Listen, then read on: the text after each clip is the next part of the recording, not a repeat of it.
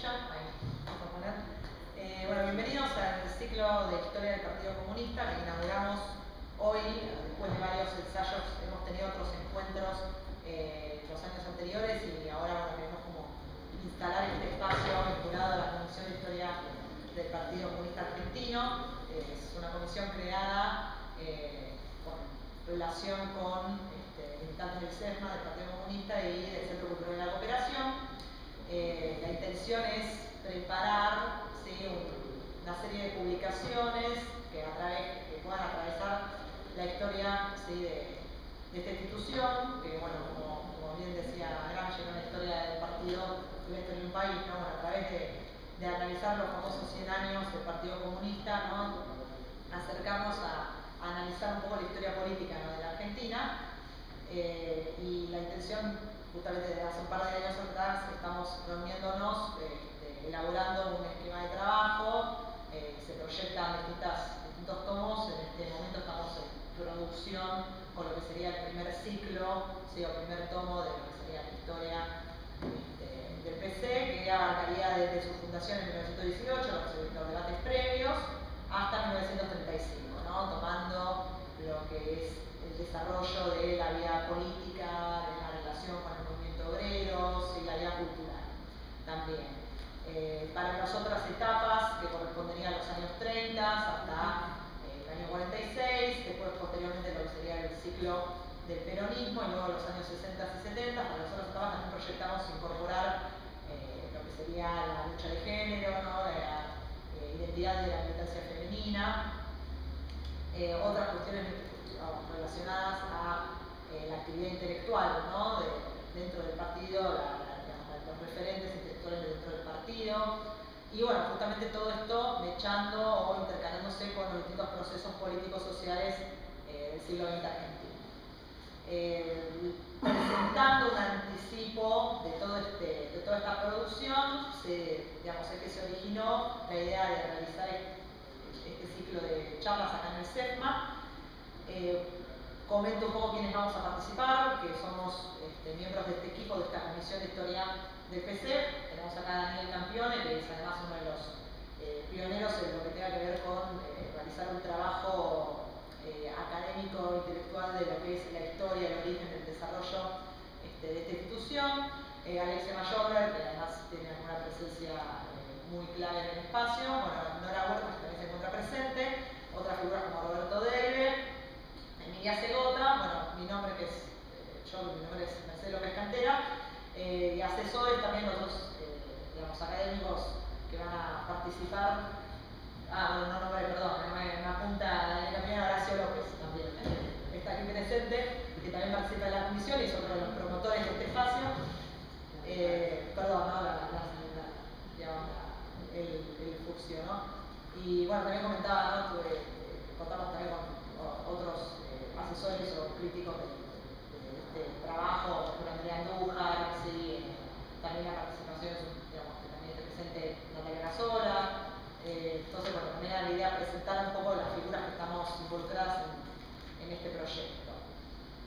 Bueno, hoy la primera charla con la que abrimos trata de lo que serían los primeros años del partido, ¿sí? La intención es como acercarnos a lo que podría ser una primera década, el origen, las primeras posiciones tomadas, debate, fracturas, que va a estar a cargo de Daniel, que acá está sentado a mi derecha, y posteriormente para junio y julio hay proyectados 2 encuentros más.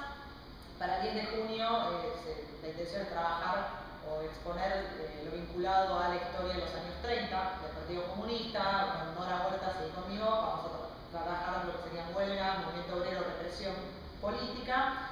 Y para el 8 de julio un encuentro con Diego Ceruso y Lucas González. Lucas González es de Mar del Plata, Diego Ceruso es de la revista Archivos, para trabajar lo que sea más que nada la dimensión del movimiento obrero en relación a lo que sería el periodo de entreguerras y el caso de Mar del Plata. Esas serían las otras charlas programadas, y está pensado también un ciclo para continuar en la segunda mitad del año.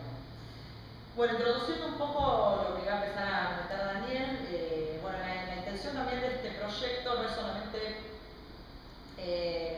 encarar la historia del Partido Comunista Argentino desde un punto de vista de investigación científica académica, sino también encarar lo que es la historia de las izquierdas, ¿no? Que ha sido un objeto que desde los años 90 en adelante se lo negó bastante y que en los últimos años, en la última década, tuvo un reverdecer con distintas publicaciones, entre las que contamos, por ejemplo, en el último tiempo con la de Alexia Mayorder sobre los intelectuales comunistas, tomando el caso de Agosti.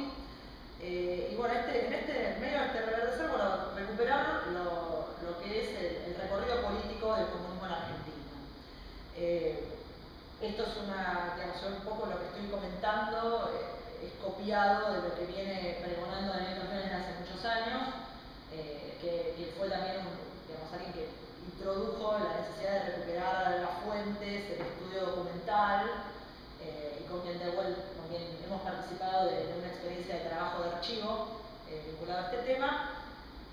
Y bueno, en este marco, esta idea de rescatar un actor importante en la historia política del país, esta idea de rescatar una mirada científica académica crítica, contextualizada, ¿no? Pensar, por eso esta cuestión de cruzar con los procesos de los problemas que vayamos a analizar.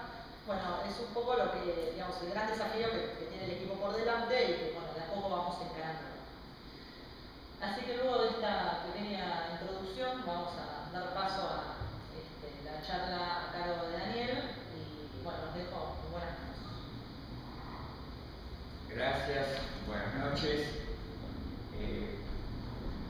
Yo voy a centrarme en lo que es el origen del Partido Socialista Internacional. Después de que haga una exposición más o menos seguida, quizás podemos abrir a alguna pregunta, algún comentario e irnos un poco más adelante. Pero yo quisiera ubicar básicamente la formación del Partido Socialista Internacional. Porque esto tiene varias líneas o varios niveles de importancia. En primer lugar, para entender la formación del Partido Socialista Internacional hay que entender el contexto internacional, el contexto nacional y la situación del Partido Socialista Argentino en esa coyuntura internacional y local. En el contexto internacional, la coyuntura central para explicar el conflicto, la ruptura que va a dar origen al socialismo internacional es la guerra. La guerra como el momento histórico que presidía el propio debate político al interior de Argentina. Debate político y social, podríamos decir, porque la Guerra Mundial fue uno de los primeros episodios de la historia argentina que pone masas en la calle manifestándose en un sentido bueno. Eso es muy importante porque desde una mirada distante y presentista se podría decir, se ha dicho, pero esta gente, los socialistas de Argentina, debatiendo sobre un problema extranjero y fundan un nuevo partido a partir de un problema que no tiene nada que ver con Argentina. Bueno, a mi modesto juicio, error, porque era un tema de masas, era un debate en la prensa, en el Congreso, en las calles. Los diarios de la época hablan de manifestaciones de 200.000 personas, muy probablemente exageraron, pero aún rebajando seriamente esas cifras para una ciudad que no llegaba a los 2 millones de habitantes, en esa época no estaba el conurbano, eran cifras impresionantes. Y además partían al medio el debate que era entre neutralistas e intervencionistas, partía al medio a los partidos políticos, a la intelectualidad, a las líneas ideológicas más disímiles. Todos tenían su pronunciamiento sobre esto y le daban un lugar central en su propaganda, en sus discusiones centrales, de los anarquistas hasta los más rancios conservadores. Y se agrupaban en uno u otro espacio con líneas bastante poco previsibles. Es decir, no se puede pensar en términos de una derecha neutralista y una izquierda intervencionista o viceversa, sino que en todos los ámbitos ideológicos había partidarios y adversarios de la entrada argentina en la guerra, que a veces no era la entrada argentina en la guerra, era la ruptura de relaciones con los imperios centrales, con el bando de Alemania y Austria-Hungría, básicamente. Ahora, dentro de ese contexto internacional, indudablemente está la Revolución Rusa. 1917, la fundación del Partido Socialista Internacional, es inmediatamente posterior en términos cronológicos a la Revolución Rusa. Cierto, pero hay que decir que eso no estuvo ubicado en el centro del debate. Es decir, los que fundaron el Partido Socialista Internacional eran partidarios de los bolcheviques y de Lenin. Los que dirigían el Partido Socialista Oficial eran partidarios de los bolcheviques, pero eso no estaba en el centro del debate. En el centro del debate estaba la guerra y toda una serie de cuestiones que venían de atrás, de antes de la Revolución Rusa. Además, hay que tener en cuenta que en la distancia y en el nivel informativo de la época, la Revolución Rusa ocupaba un nivel de atención muy distante al que ocupaba la guerra. Además, el debate entre mencheviques y bolcheviques estaba, como todos sabemos, también atravesado por el tema de la guerra y coincidía en que los mencheviques eran intervencionistas, o sea, partidarios de la paz de palabra, pero sostenedores de la guerra en los hechos, y los bolcheviques tenían la paz antes que el pan y antes que la tierra como reivindicación básica de la corriente revolucionaria. Hasta ahí con el contexto internacional, después volveremos seguro. El contexto nacional. Yo creo que hay un tema central en el contexto nacional que es la ley Sespeña. Puede sonar superficial, pero la ley Sespeña explica en gran medida el lugar que había tomado el Partido Socialista como partido parlamentario, con un importante número de diputados y una presencia en el Congreso muy fuerte y de mucha resonancia en todos los ámbitos. El Partido Socialista argentino no fue lo mismo antes y después de la ley Sespeña.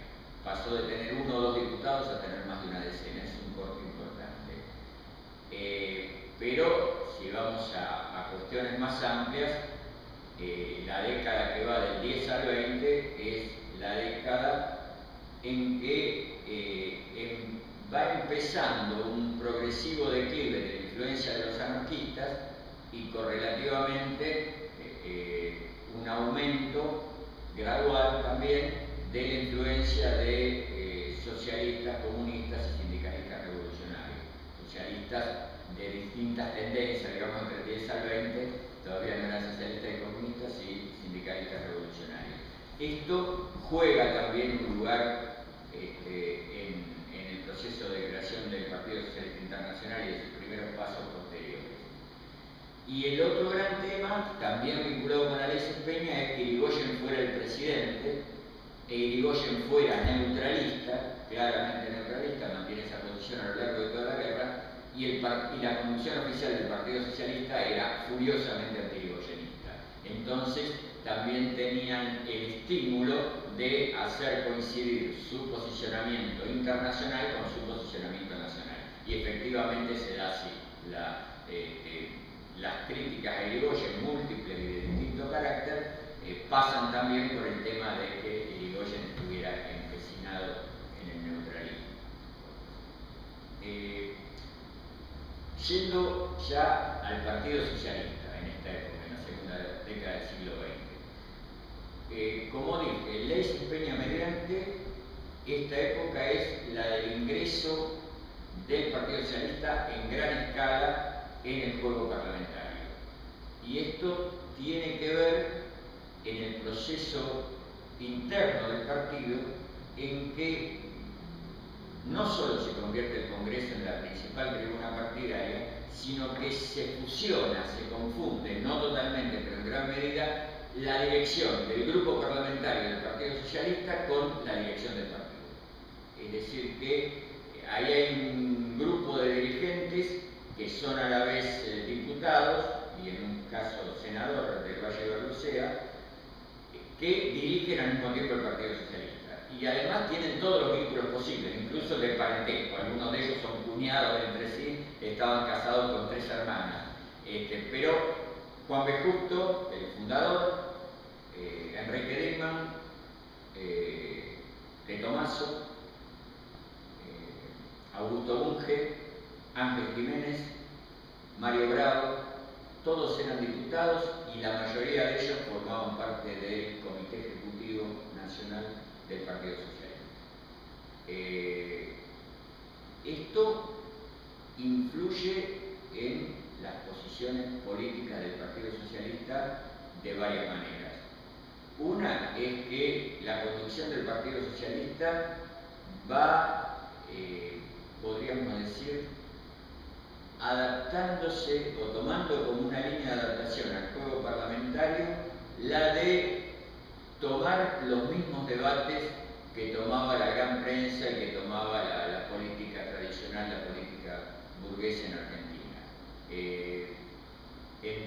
Para tomar un ejemplo, una línea posible, el Partido Socialista va morigerando en la medida que aumenta su incidencia parlamentaria su crítica al patriotismo o al pensamiento nacional. Y ese va a ser un tema de choque con los socialistas internacionales.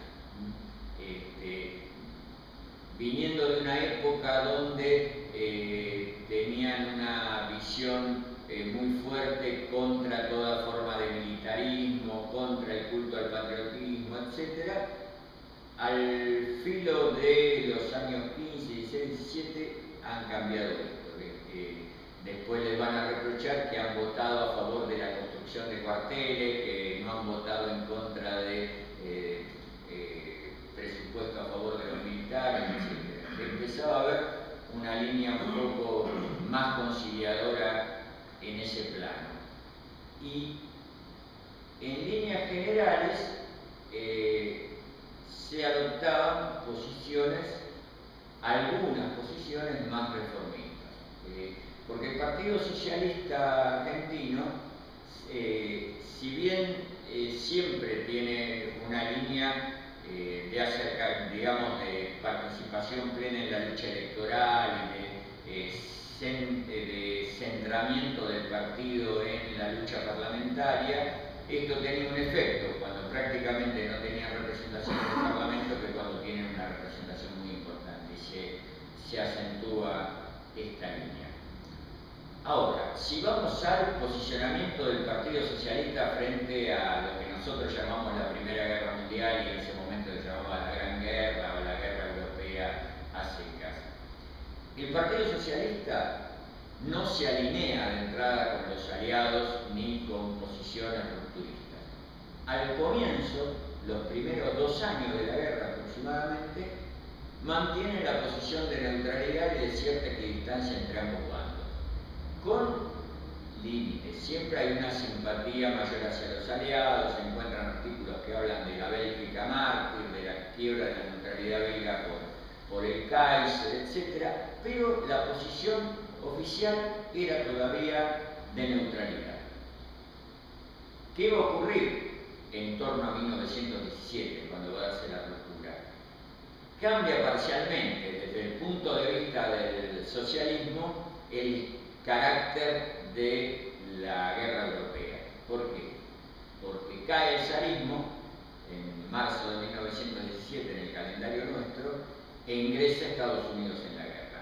Y para los socialistas, para la conducción del Partido Socialista, Estados Unidos era una democracia admirada junto con Gran Bretaña y, como diríamos hoy, les hacía ruido el tema que en el bando que se solía llamar las democracias estuviera el zar y el imperio ruso. La entrada de Estados Unidos añade democracia y la caída del zar también. Ahí podían decir con tranquilidad mayor que estaban del lado de las democracias contra los imperios, contra las tiranías o como lo llamaran. Y en coincidencia con esto, avanzando el año 1917, desde los primeros meses, empieza a insinuarse una postura de ruptura que va a tener su estallido en el momento que la actitud frente a la guerra toma el carácter más álgido, que es cuando se da una agresión alemana a un buque argentino. A partir de ahí es que el problema de la ruptura de relaciones es planteado en el Parlamento, y a partir de allí que los socialistas van a votar a favor del tratamiento de la ruptura de relaciones, rompiendo muy claramente con toda visión internacionalista, y no solo internacionalista, sino de defensa de la paz, y adoptando una línea frente a la guerra que coincidía objetivamente con la de la Segunda Internacional, y que había sido rechazada, como todos sabemos, por la izquierda del socialismo, mucho más allá de los bolcheviques rusos, en la conferencia de Zimmerwald y en las subsiguientes. Ahí queda, va a ser ahí donde va a quedar planteada la base para la ruptura. Esa intervención socialista va a ser lo que la fracción, el grupo que después va a ser llamado internacionalista, toma como crítica central, no la única, hay varias líneas de crítica, la vamos a ver, pero como crítica central a la conducción partidaria. Retrocediendo unos años en el tiempo, ¿cómo se gesta esta corriente internacionalista? Se gesta en varios aspectos, en varias líneas y en varios ámbitos. Un componente de lo que va a ser la futura identidad, la identificación con el pensamiento de Marx. Muy tempranamente se funda un centro de estudio, Carlos Marx, en el seno del Partido Socialista, que va a marcar la agrupación de algunos de los que después, 7 años después, hasta el 1911, van a formar parte del Partido Socialista Internacional. Ese centro de estudios plantea el análisis, la lectura del pensamiento de Marx. ¿El Partido Socialista Argentino no era marxista? En principio sí lo era. Todos sabemos, Juan B. Justo fue el primer traductor del Capital al español. Se podían encontrar referencias a Marx en su obra y en la de los otros socialistas, pero yo planteaba la línea de lo que hoy llamamos, ya en esa época se llamaba revisionismo. Es decir, un Marx filtrado por visiones más gradualistas, más reformistas, más evolucionistas, entre las que se podía contar Bernstein y otros teóricos. Influía también Jean Jaurès, digamos, un pensamiento socialista evolutivo y reformista, hacía que no abjuraran de Marx, no se proclamaran no marxistas y mucho menos antimarxistas, pero Marx quedara como una figura más de la teoría al servicio de una transformación socialista de la sociedad argentina y, en segundo lugar, de la sociedad mundial.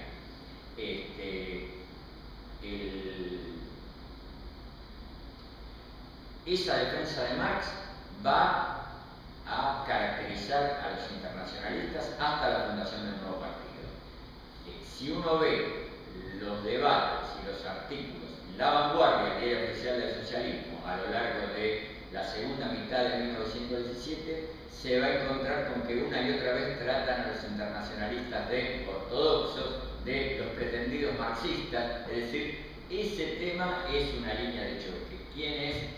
¿Quién se reclama como auténtico marxista y quién desde la conducción del partido mira con cierta sorna, con cierta superioridad la idea de que, bueno, esta gente no ha pasado de Marx, pretende apegarse al pensamiento de Marx, y aquí y allá los tratan de no conocer tampoco el pensamiento de Marx, como suele ocurrir en estos debates, ¿no?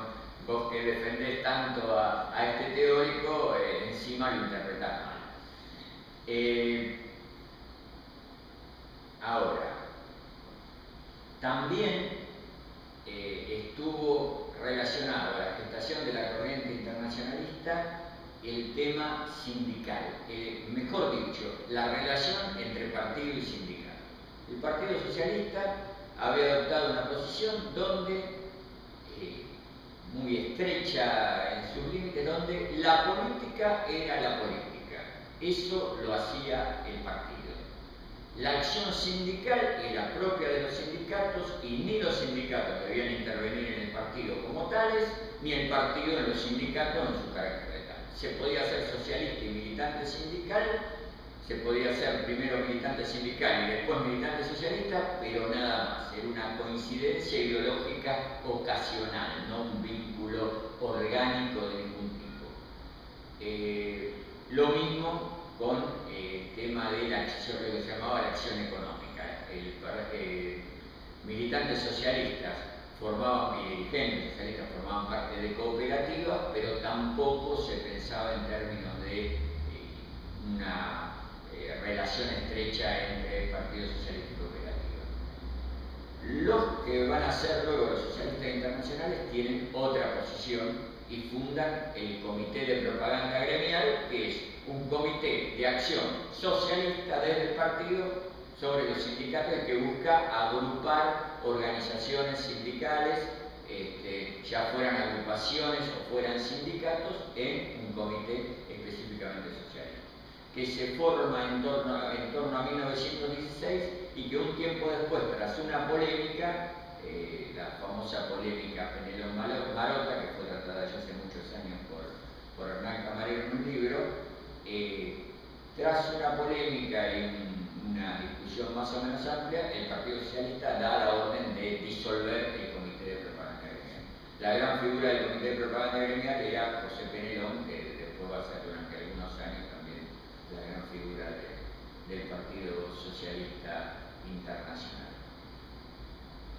Otro rubro de graduales diferencias, un poco menos recordado, es el del papel de la militancia juvenil, el papel de las organizaciones de juventud. Los que van a ser los internacionalistas hacen pie en la organización juvenil del Partido Socialista, dirigen la Juventud Socialista durante un tiempo, ahí estaba Rodolfo Scioli, entre otros, y quizás por una concepción general, en parte, y quizás también en parte por consideraciones de afirmación en la lucha partidaria, en un sector que dirigían, ellos plantean un rol más político para la juventud socialista, una participación de la juventud socialista en los debates partidarios como organización, y la conducción oficial planteaba que la juventud hiciera actividades recreativas, de solidaridad social, etc., y que no fuera a lo sumo una escuela del socialismo, pero no una militancia socialista ya constituida, ya consciente y firme. Después hay otros aspectos de gestación de la corriente internacionalista que abarcan, como no podía ser de otra manera para la época, la prensa escrita. Crean muy tempranamente un periódico llamado Palabra Socialista, donde procuran ir adelante con estos planteos, ¿no? De la cercanía entre sindicalismo y acción partidaria, el papel de la juventud, etc. Palabra Socialista salen algunos números, no durante mucho tiempo, y después se quedan sin prensa un buen tiempo hasta que fundan la Internacional. Bien, decía yo, gestación de la corriente internacionalista. Si la tenemos que fechar, diríamos el periodo que va de 1911 hasta el debate sobre neutralidad o intervención en 1917. Es recién, al calor, y no de una vez y para siempre, al calor de este debate y el cuestionamiento al rol sobre todo de los parlamentarios socialistas en este debate, es que se va gestando bastante rápidamente, se va gestando una corriente internacionalista ya no pensada como una coincidencia en determinada línea de pensamiento, sino pensada como una herramienta para la disputa en la conducción del Partido Socialista, porque así aparece. La decisión de la ruptura va a ser unos meses posteriores.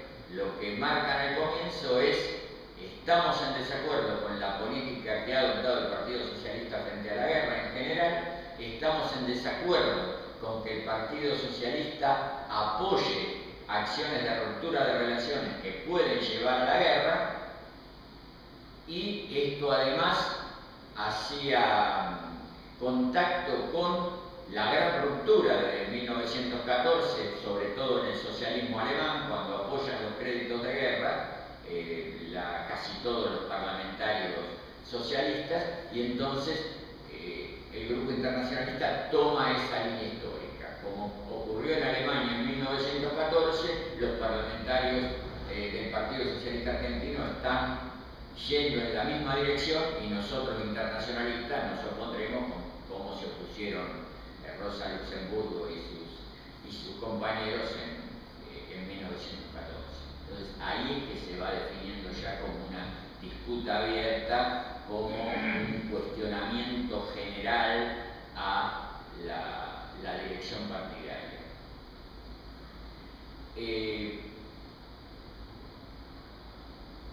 El punto de quiebre es lo que adelanté antes. Cuando se produce la agresión alemana, entra en el Congreso un proyecto de ruptura de relaciones y el Partido Socialista vota a favor. Se produce la protesta de los internacionalistas y la convocatoria a un Congreso extraordinario para debatir justamente esto, y el Congreso tenía la particularidad, como cualquier congreso partidario más o menos democrático, y este lo era, de que iba una representación de todos los militantes partidarios en las distintas zonas del país, y esto ya no quedaba centrado en este grupo de parlamentarios de la capital federal, no lo dije y es fundamental, eran todos diputados por la ciudad de Buenos Aires, y del Valle de Rosell era el único senador por la ciudad de Buenos Aires. Y esto, el Congreso adquiere otra proporción, evidentemente otra composición, y va a dar como resultado el triunfo de la posición contraria a la guerra, y por lo tanto a la guerra y a la ruptura de relaciones, y por lo tanto la instrucción del Congreso a los diputados de que no pueden acompañar ninguna moción del tipo ruptura de relaciones o que pueda llevar al conflicto bélico. En este Congreso es bastante conocido que trató de mediar Juan P. Justo, que buscaba una fórmula de conciliación que era que los diputados socialistas no debían propiciar medidas de este tipo, lo que dejaba la puerta abierta para que si lo propiciaban los conservadores, que eran los que tenían fuerza en el Parlamento y eran rupturistas, ellos pudieran adherir. No hubo acuerdo y perdieron este Congreso la conducción del Partido Socialista. Esto es muy significativo porque, y acá entro en una comparación entre las dos direcciones, entre los dos grupos. Del lado del Partido Socialista oficial estaba la totalidad de los diputados y el único senador. Los concejales, inclusive, que tenía el Partido Socialista, estaban todos o casi todos, algunos osciló un tiempo, pero tampoco se volcó a los internacionalistas. Los concejales, inclusive, estaban a favor de la línea oficial. Otras figuras del Partido Socialista que en ese momento no eran diputados, como Esteban Jiménez, que era un dirigente sindical muy prestigioso, también estaban a favor de la mayoría de la conducción. Además, estos hombres, Juan B. Justo, Mario Bravo, Dickmann, el doctor Ángel Jiménez, eran prestigiosos desde hace mucho tiempo, habían ejercido el periodismo, eran parlamentarios en ese momento, tenían todos formación universitaria y algunos de ellos eran o han sido muy destacados profesionales, un par de médicos y varios abogados, tenían un capital cultural y específicamente político muy elevado. Juan B. Justo era una figura nacional de primer orden. Mario Bravo no tanto, pero también es un nombre universalmente conocido. Y los demás, en un poco menor medida, también eran grandes figuras. No había nada semejante del lado de los internacionalistas. Los internacionalistas, como ya dije, no eran parlamentarios, la mayoría no eran profesionales universitarios, era ingeniero, pero que tampoco era de primera línea en el grupo, y estaba Alberto Palco, que era profesor de historia y después va a ser un historiador nada relacionado ya con el marxismo, ni siquiera con el socialismo, pero que también tenía una formación sino universitaria, lo que hoy llamaríamos terciaria, pero no predominaba eso, y además había otro tema, que era la diferencia generacional y de historia en el partido. Los internacionalistas eran mucho más jóvenes. En algunos casos había una diferencia de hasta 20 años o más entre el vértice de la corriente internacionalista y los dirigentes socialistas. Pero aparte de la diferencia generacional, la conducción del partido les achacaba ser afiliados recientes, no ser del grupo fundador ni haber tenido una prolongada trayectoria partidaria. Esto era verdad en algún caso, era discutible en otros y era mentira flagrante en el caso de un par de viejos alemanes que habían sido fundadores del Partido Socialista y estaban con los internacionalistas. Pero en varios casos, por la propia juventud de esta gente, que algunos tenían poco más de 20 años, no tenían tantos años de afiliado. Entonces, dicho en términos actuales, eran una manga de mocosos que llegaron ayer y tienen el tupé de cuestionar a estos grandes dirigentes que han construido el Partido Socialista de la Argentina y que hoy lo defienden tan airosamente en la lucha parlamentaria, en la prensa libre, etc. Como se ve, se mezclaban varias cuestiones acá, porque y este tema generacional lo muestra y lo exhiben también otras cuestiones, que es que además de ser una lucha ideológica, una lucha política, era también una lucha por el poder, este debate. Muchos militantes socialistas estaban cansados de que un núcleo muy estrecho y, como decía antes, vinculado hasta por lazos familiares, monopolizara prácticamente la conducción del partido. Además, el partido de la Ciudad de Buenos Aires no tenía una dirección propia, era dirigido también por el grupo parlamentario, es decir, que tenían todo el poder. Por supuesto, tenían en sus manos, se alternaban los dirigentes en la dirección de La Vanguardia, que era un diario relativamente bastante leído, o sea, otro instrumento poderosísimo al cual los sectores que no pertenecían a este núcleo no ingresaban muy marginalmente con algún artículo, pero no tenían posibilidad de conducir.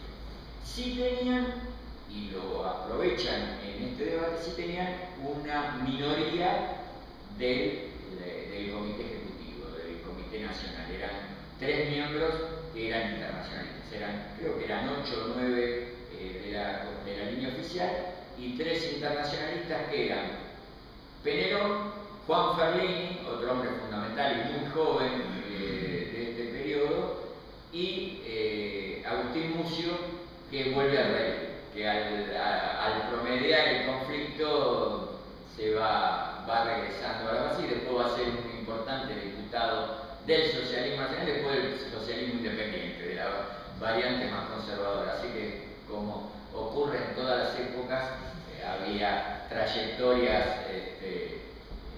bastante variables. Pero bueno, eran 3 miembros de la máxima conducción partidaria. Clara minoría, pero tenían una presencia. ¿Por qué decía yo que había también una lucha por el poder? Porque parte de la discrepancia que se plantea, parte de las discusiones que se plantean, va a ser en torno a cómo mantener el poder partidario por la conducción y cómo construir un poder alternativo, disputar poder desde los llamados internacionalistas. Esto se ve en lo que ya mencioné sobre la juventud, la discusión sobre los internacionalistas planteaban crear una conducción del partido de la capital, la juventud la dirigían, el partido de la capital, pensaban que con cierto sistema de discusión lo podían debatir. Y ahí está la otra línea de discrepancia que pasa por lo organizativo y no por lo estrictamente político, que era, ellos planteaban que se diera poder directo a los organismos de base partidarios, a los organismos de barrio, a los locales partidarios, para discutir los grandes temas de la línea partidaria socialista. Es decir, que planteaban un sistema asambleístico como alternativa a un sistema más plebiscitario, más de votaciones por todos los miembros del partido que planteaban los socialistas de la Convención Oficial. ¿Por qué era esto? Además de que puede haber una concepción distinta de lo que es la democracia y la concepción más de izquierda se decantaba por el lado de la democracia directa y de lo que hoy llamaríamos el poder popular. Pero aparte de un tema concreto, o más concreto, los internacionalistas tenían evidentemente mayor fuerza cuando discutían directamente los militantes que cuando los militantes votaban a mayor distancia. ¿Por qué? Votaban todos, a las asambleas iban los militantes. Entre los militantes firmes y consecuentes ellos tenían mucha fuerza. Además, esos militantes firmes y consecuentes que le respondían podían influir en una discusión abierta sobre quienes no estaban en esa línea. Los socialistas de la conducción oficial se encontraban muy cómodos con su lugar en la conducción y con hacer votaciones generales que pudieran legitimar las posturas que desde su prestigio y desde su visibilidad pública ellos tomaban. Así que ahí hubo otra línea de discusión importante. La línea de choques se terminó de quebrar cuando, pese al Congreso Extraordinario que se había celebrado, ante otra agresión alemana a un buque mercante argentino, los diputados socialistas vuelven a votar a favor de la ruptura. Y el senador del Valle de Ibarlucea era el más furioso de todos. Prácticamente proponía que bombardearan los barcos alemanes, no decía entremos en la guerra, pero estaba planteando un acto bélico clarísimo. Del Valle de Ibarlucea, que llamativamente 2 años después va a estar muy cercano al grupo llamado Tercerista, que se acababa de fundar la Tercera Internacional, planteaba que el Partido Socialista se afiliara a la Tercera Internacional y lo terminan expulsados por esa causa. El Valle de Ibarlucea se muere oportunamente, ya estaba enfermo y se muere oportunamente en el mismo año 1919. Y acá una nota al pie. Fíjense que esta ruptura del Partido Socialista en Argentina y la fundación del Partido Socialista Internacional no tiene la misma matriz que otras rupturas entre socialistas y comunistas que se dan recién en 1919 en el debate sobre afiliarse a la Tercera Internacional o no. Esta es 2 años anterior y curiosamente se reproduce después el debate al interior de quienes se habían quedado en el Partido Socialista, pero ellos habían roto casi 2 años antes, terminan de romper en los primeros meses de 1918.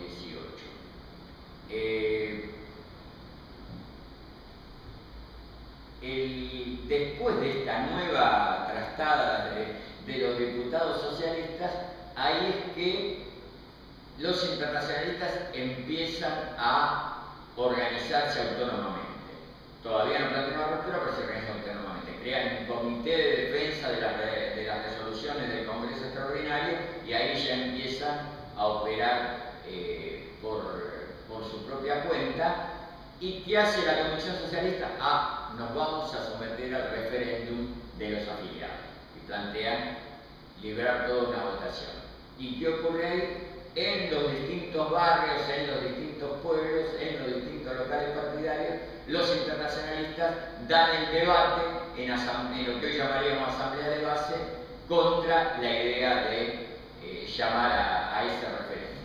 Y pierden. No logran imponerse, pero es muy interesante que en los distintos barrios, en los distintos locales partidarios, se dan debates que no siempre reproducen los alineamientos nacionales. Aparecen mociones independientes, hay quien apoya al grupo parlamentario pero censura que se haya sido tan violento en la crítica contra los internacionalistas. Otros dicen, bueno, vayamos al referéndum pero planteemos preguntas distintas. Hay quien dice el grupo parlamentario ha estado mal en no acceder a las directivas, a las decisiones dadas por el Congreso, pero los acompañamos igualmente por su tarea, etc. La cuestión es que los internacionalistas no logran imponerse, en la mayoría de los barrios triunfan de cualquier manera los socialistas de la conducción oficial y se va al referéndum que van a ganar la conducción oficial y ahí sí se produce la ruptura. El comité de defensa se convierte en un comité de relaciones de las organizaciones que estaban en disidencia y bueno, se plantea la expulsión y termina del modo más o menos ruidoso y escandaloso que terminan este tipo de discusiones. Pero el resultado va a ser la fundación de un partido socialista de orientación internacionalista que va a ser uno de los primeros casos en el continente americano que se da una organización partidaria de este tipo, que no es todavía ni podría serlo un partido comunista. La diferenciación entre socialista y comunista, o las líneas para la diferenciación definitiva entre socialistas y comunistas, es el primer congreso de la Internacional y sobre todo después cuando se fijan las 21 condiciones, que va a ser cuando se fijen las 21 condiciones que ahí sí van a adoptar la resolución de convertirse en partido comunista ya como grupo adherente a la Tercera Internacional. Y que de todas formas no todos los socialistas internacionalistas van a estar de acuerdo con esto. Uno de los dirigentes quizá uno de los dos más importantes del momento inicial, Juan Ferlini, que era concejal por la capital, fue electo, todo el mundo recuerda a Penelón, pero Ferlini fue electo antes que Penelón como concejal. Este dirigente se aleja del partido, al parecer por no estar de acuerdo con las 21 condiciones. Y hay otro dirigente, Juan Greco, que se aleja casi en el mismo momento y se va a Uruguay y milita en el Partido Comunista Uruguayo, que yo no encontré testimonios sobre por qué rompe, pero bueno, también era un dirigente importante y rompe en el mismo momento. Por allí haya tenido que ver también con esto. Pero bueno, en líneas generales, en su gran mayoría, lo que fue el Partido Socialista Internacional se convierte en Partido Comunista, adopta ese nombre y hay una continuidad clara, por lo cual se podría considerar que el Partido Socialista Internacional, así se ha considerado históricamente, es el antecedente inmediato o el origen auténtico del Partido Comunista. Una observación, un par de observaciones adicionales sobre el grupo dirigente del Partido Socialista Internacional. Ya dije que eran gente, la mayoría jóvenes o muy jóvenes,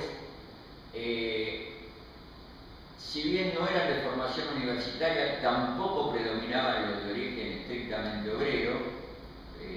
Había Penelón, era de origen obrero, algunos más eran de origen obrero, pero varios eran empleados, había algún maestro, o sea, había un componente de pequeña burguesía también. Pero en líneas generales eran de un origen mucho más modesto y aparte del origen de una situación económica y una ubicación social y cultural mucho más modesta que la conducción del Partido Socialista. O sea que, si bien no se puede hablar en términos de un quiebre de clase horizontal y de límites claros, pero había una cierta correlación entre un origen más modesto, por decirlo de alguna manera, y el alineamiento con el socialismo internacional.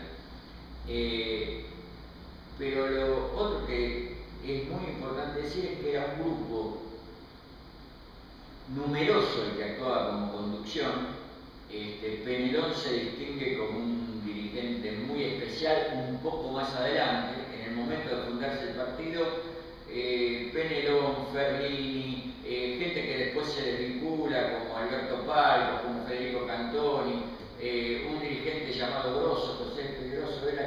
llegó a ser secretario general y después pasó al olvido. Estaba el chileno Recabarren, que actúa en la conducción del Partido Socialista Internacional y después se aleja, pero digamos, era un conjunto, era un núcleo de dirigentes donde no había todavía figuras descollantes.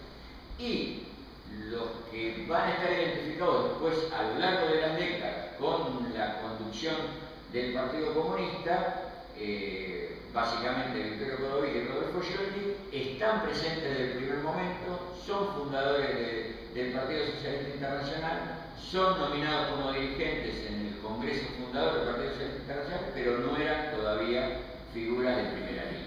Ninguno de los dos es secretario general, aparece ahí Victorio como tesorero en un momento, sacan menos, cuando se vota la conducción, sacan mucho menos votos que los que sacan Penelón, ¿no? O los que estaban más, los que logran más consenso. Pero bueno, sí estaban ahí desde el primer momento y eran también gente joven y Codovilla, como todos sabemos, tenía la particularidad de venir de Italia. El componente inmigratorio tenía una presencia muy importante en el conjunto del Partido Socialista. Dickmann era de origen extranjero, Jiménez, el sindicalista, era de origen español, la mayoría eran argentinos de primera o segunda generación, y algunos eran inmigrantes. En el Partido Socialista Internacional pasaba algo similar, pero de nuevo, la mayoría eran argentinos. De primera o segunda generación, pero eran argentinos. O sea, la mistificación de Jorge Abelardo Ramos y otros similares de que eran todos inmigrantes y que él se enseñaba particularmente con Codovilla, que acusaba de no saber ni siquiera bien el español, pero no se daba tal cosa, ¿no? Era un grupo nacido en el país. Para terminar, y después vemos si hay comentarios o para avanzar un poco más en la secuencia histórica. En los primeros meses de 1918 queda fundado el Partido Socialista Internacional. El Partido Socialista Internacional era tributario muy directamente de esa novísima tradición que se había marcado desde 1914 de los socialistas que se habían mantenido en las posiciones internacionalistas y contrarias por principio a la guerra. Los internacionalistas habían apoyado en la coyuntura argentina las posiciones a favor de la paz, como señalan alguna vez algunos fundadores del Partido Socialista Internacional, no tenían todavía el planteo internacionalista en el estilo que había desarrollado Lenin y otros socialistas que adherían a la misma línea a lo largo de la Primera Guerra Mundial, que era convirtamos la guerra en guerra civil, convirtamos esto en ocasión para la revolución. No llegaban a eso, eran firmes neutralistas. Ellos mismos retrospectivamente se han definido así, pero lo eran. Estaban francamente con la causa de la paz y rompen centralmente por eso, y esto va a ser el comienzo de una línea de alcance permanente. Es decir, el Partido Socialista Internacional se va a ver, como decía yo antes, se va a ver impulsado casi en su totalidad a adherir a la Internacional Comunista, y la adhesión a la Internacional Comunista va a ser por el tema de la paz, pero también va a ser ya por una adhesión voluntaria, consciente e informada a el proceso revolucionario ruso y a la revolución bolchevique. Y ahí sí, en torno a 1919, el gran parteaguas va a pasar a ser ese, y el Partido Comunista ya nace en 1920 o adopta esa denominación en 1920 como